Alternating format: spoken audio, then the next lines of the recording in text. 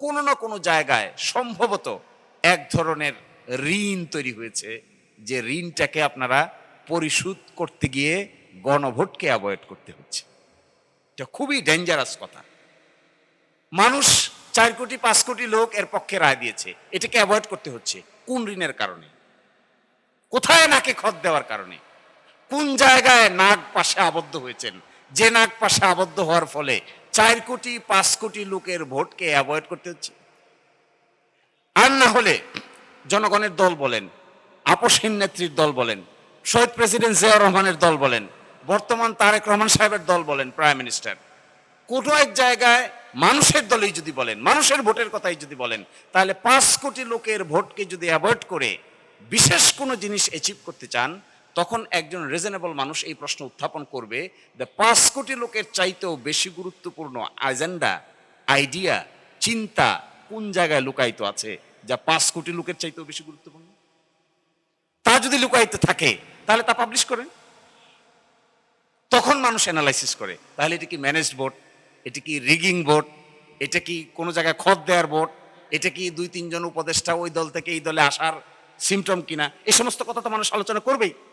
আর তার যদি না করে আপনারা সরাসরি করতেন, ঠিক আছে একমত হয়েছে, জুলাই চার্টার বাস্তবায়ন হবে, আমরা শপথ নিব, পার্লামেন্টে যাব, 180 দিনের মধ্যে সংস্কার পরিষদ হবে, এর ভিতরে সংস্কার শেষ, তারপরে নতুন পার্লামেন্ট যাত্রা শুরু করবে, বাস শেষ, তাহলে তার কেউ প্রশ্ন তুলতো না। কেউ তো এই প্রশ্ন তোলার ক্ষমতাই পাইতো না যে তাহলে আপনাদের নাকে খতটা কোন জায়গায় দিয়েছেন। আমার কাছে মনে হয় এই 180 ডিগ্রি অ্যাঙ্গেলে ঘুরে যাওয়ার পিছনে যদি কোনো বৃহত্তর শক্তি বা গ্রুপ এর উপরে আসর বিস্তার করে থাকেন, আর সেটা আপনাদের নির্ভরতা হয়, তাহলে ওই নির্ভরতা সময়ের প্রেক্ষাপটে বাংলাদেশের বৃহত্তর জনশক্তির বাইরে গিয়ে আপনাদেরকে অবস্থান নিতে হবে। That would be very difficult.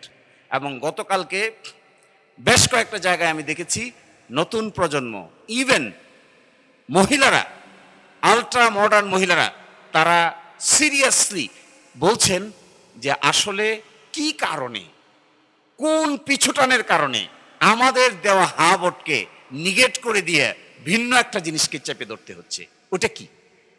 আমি আপনাদেরকে অনুরোধ করব, আপনারা ইনভেস্টিগেটিভ জার্নালিজমের ক্ষমতা যাদের আছে, যাদের এই পরিমাণ দক্ষতা আছে, তারা এটা খুঁজবেন। যা হচ্ছে এটা কিন্তু আসল ঘটনা না, পিছনে কি কারণে এটা হচ্ছে এটাই আসল ঘটনা। এই কারণটা খুঁজবেন। কি কারণে হোম মিনিস্টার এত অ্যাক্টিভিটি দেখাচ্ছেন, কি কারণে ল মিনিস্টার এত চুপ আছেন, কি কারণে ল মিনিস্ট্রির ফাংশন আরেক মিনিস্ট্রিকে পালন করতে হচ্ছে, কি কারণে একজন ব্যক্তির 25 দিন 30 দিন আগে দেওয়া কমিটমেন্ট 30 দিন পরে 180 ডিগ্রি অ্যাঙ্গেলে পরিবর্তন হয়ে গেছে। পর্দার আড়ালের ওই শক্তিটাকে কিংবা ওই কারণটাকে যদি খুঁজে বাইর করা যায়, আমার ধারণা এটা বাংলাদেশের জন্য সবচেয়ে বড় উপকার হবে। আর আমি গতকালকে বলেছিলাম, এক মন্ত্রীর সাথে দেখা হয়েছে, সেখানে বলেছিলাম যে আপনারা তো মানুষের বিশ্বাসের জায়গাটা নষ্ট করে দিচ্ছেন। তো উনি বললেন কেমনে? বলে যে সকালে একটা বলেন, দুপুর একটা বলেন, রাতে একটা বলেন। বলে কি বললাম? বলে একবার বলছেন এটা মানবো, এখন বলেন মানবো না। বলে যে আমি বলছি না, আপনি বলেন না। কে বলছে? আমাদের একজন বলছে। তা আমাদের একজন এটা বললো, কেন বললো? আপনারা কি এটা জানেন না? জানি, অনেক কথাই তো জানি, সব কথা কি আর বলি? তো বলেন, যদি ভিন্ন কোনো চিন্তা থাকে তাহলে বলেন। এই চিন্তার সঙ্গে সকলেই যদি একমত না হন সেটাও জানান। সকলের মধ্যে যদি দ্বিমত থাকে, এখতেলাফ থাকে, এখতেলাফটা আমাদেরকে বোঝান যে সরকারের সব লোক এটার সঙ্গে নাই, তাও তো বলতে চান না। ফলে আমার খুবই বিনীত অনুরোধ থাকবে আপনাদের প্রতি, সাংবাদিকদের প্রতি, প্লিজ কেউ যদি জাতীয় দায়িত্ব পালন করতে চান, দয়া করে পিছনের কারণটার দিকে একটা ইনভেস্টিগেটিভ জার্নালিজম চালান। আজকেও আমি দেখে আসলাম 133টা অর্ডিন্যান্সের ভিতরে মেজর যে কটা অর্ডিন্যান্স আছে তার মধ্যে একটা হলো মানবাধিকার কমিশনের অর্ডিন্যান্স, আরেকটা আছে জুলাইতে যারা যুদ্ধ করেছে তাদের ইন্ডেমনিটি অধ্যাদেশ, আরেকটা আছে একটু আগে দেখে আসলাম গুম খুন অধ্যাদেশ। এই তিনটার মধ্যে নাকি ম্যাসিভ পরিবর্তন তারা প্রস্তাব করেছে। কেন? আমরা আলাপ আলোচনা করে অন্তর্বর্তীকালীন সরকারের সময়ে মানবাধিকার কমিশন প্রতিষ্ঠা করে এর ভিতরে এত কিছুকে দায়িত্ব দিয়ে রিফর্ম আকারে আনা হয়েছে, এগুলো পরিবর্তন করে আবার সরকারের কাছে নিয়ে গিয়ে সরকারের অনুগত মানবাধিকার কমিশন করবেন। তাহলে কি লাভ হলো এই রিফর্মে? কি অর্থ হলো এই বিপ্লবের? কি মানে হলো এই অভ্যুত্থানের? এবং এইগুলো করতে গিয়ে আপনারা আবার আস্থা হারাতে পারেন, এই বক্তব্য রাজনৈতিক বড় বড় নেতৃবৃন্দ আছেন তারা দিবেন। আমি মনে করি আইনগত যে ব্যাখ্যাটা দেওয়া হচ্ছে এটা সঠিক না, এটা ভুল।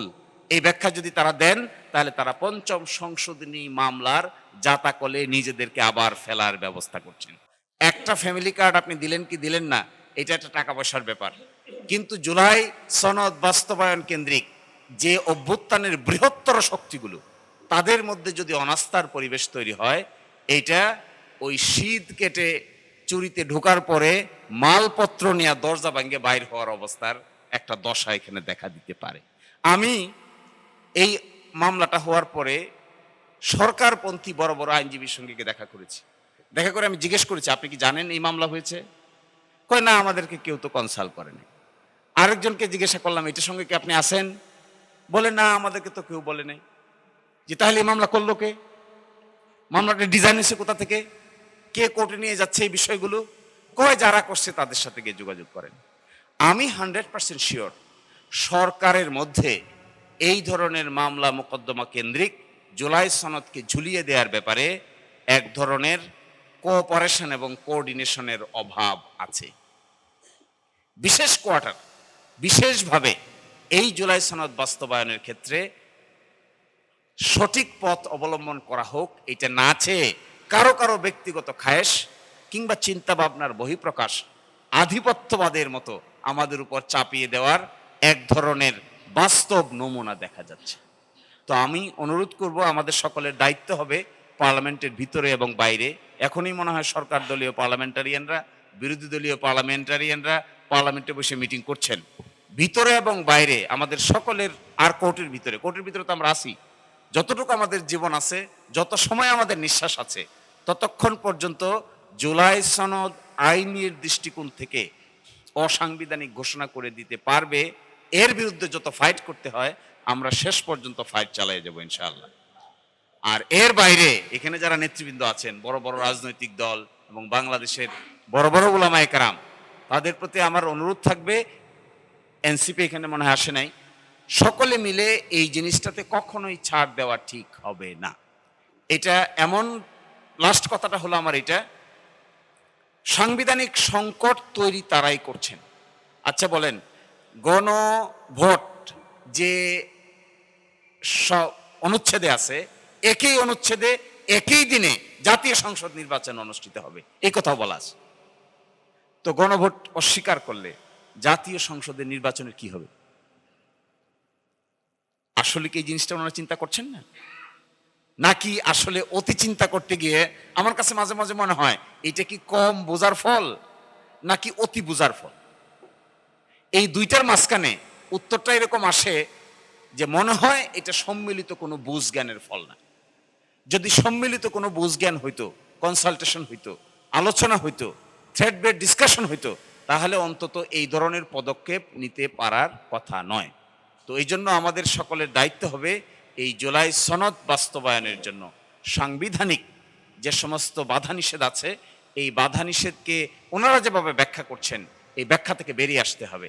এটা সঠিক ব্যাখ্যা না। আমরা তো এখানেই দেখতে পাচ্ছি অনেকেই ঐক্যমত্য কমিশনে ছিলেন। যেদিন গণভোটের সিদ্ধান্ত হয় সেদিন সকলে খুশি হয়ে একসাথে উঠেছে, কোলাকুলি করে একসাথে উঠেছে, এবং সেই দিনটা ছিল সবচাইতে আনন্দের দিন। আমার ধারণা সবাই একজন আরেকজনকে জড়িয়ে ধরেছে, বিএনপি এগ্রি করেছে গণভোট আমরা যাব। এখন বলছে গণভোট অসাংবিধানিক। হায় হায়। এবং ওইটা টেলিভিশনে রেকর্ড করা আছে, আপনারা কেউ যদি সুযোগ থাকে ওই টেলিভিশনের রেকর্ডটা একটু দয়া করে রিমাইন্ড করবেন, এবং কে প্রস্তাব দিয়েছে, কারাই প্রস্তাব সমর্থন করেছে ওখানে দেখতে পাবেন।